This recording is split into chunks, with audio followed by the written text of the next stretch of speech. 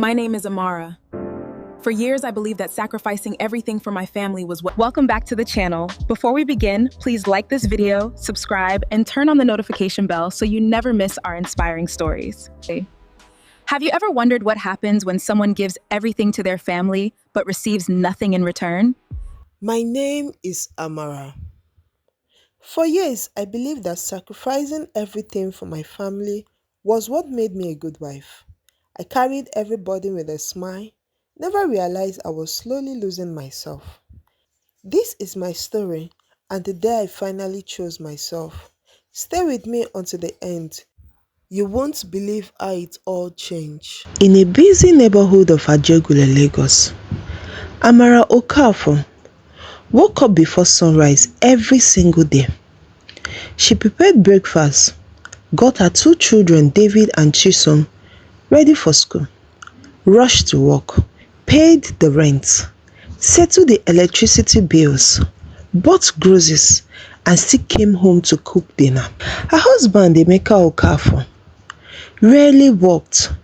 He spent most of his days chatting with friends, dressing sharply, and proudly saying, "Amara, money is our money." Whenever Amara looked exhausted, Emeka complained instead of helping.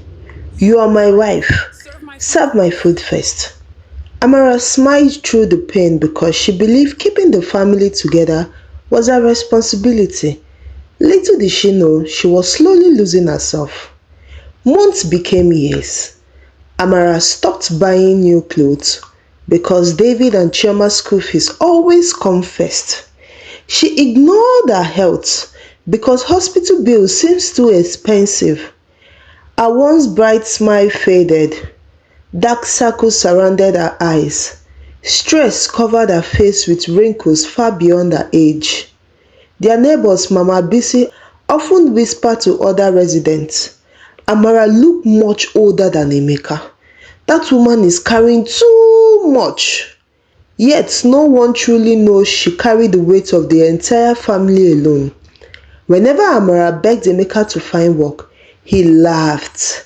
"Why should I suffer when you already have a salary?" Those words pierces her heart deeper each time. One weekend, Amara returned from a tired business trip to Port Harcourt. She expected at least a warm welcome. Instead, the house was dirty. David and Chisom were hungry. Emeka sat comfortable watching football. The first thing he said was, "You are late. What's for dinner?" Something inside Amara shattered. She quietly entered the bedroom and stared into the mirror. The woman looking back no longer recognized herself. She had spent years building everyone else's life while watching hers disappear. For the first time, she whispered, "Enough." The next morning, Amara packed a small suitcase. She kissed David and Chioma gently. Then she handed Emeka the house keys. With tears rolling down her face, she said, "Emeka, I have carried this family alone for too long. Now it's your turn to understand what responsibility feels like." Emeka laughed, believing she would return before sunset. She didn't. Hours turned into days. Suddenly, Emeka had to wake David and Chioma, cook meals, wash school uniforms, pay bills, and answer endless questions. For the first time in years, he felt the weight Amara had silently carried. Amara rented a small apartment near GRA Port Harcourt. She rested. She slept without alarms. She visited a salon, bought clothes she truly loved, exercised, and finally attended medical checkups she postponed for years. Her new friend Ngozi encouraged her to start living for herself again. Slowly, Amara's confidence returned. Her laughter came back. She looked younger, healthier, peaceful. Meanwhile, Emeka struggled every single day. David and Chisom constantly asked, "Daddy, when is mommy coming home?" Only then did Emeka realize that providing money was only a fraction of everything Amara has done. Her love had been priceless. Months later, Emeka traveled to Port Harcourt to find Amara. He barely recognized the confident woman standing before him. She was no longer tired, no longer broken, no longer carrying everyone's burden alone. Hey, with tears in her eyes, Emeka apologized. Amara, I thought your strength would never end. I never realized how much you sacrificed for us. Amara listened before replying. I didn't leave because I stopped loving my family. I left because I was disappearing. A person cannot keep pouring from an empty cup. Our words changed Emeka forever. A week after the heartfelt conversation, the husband returned home with a decision that surprised everyone. He stopped spending his days trying to impress people and began searching for honest work. It wasn't easy at first.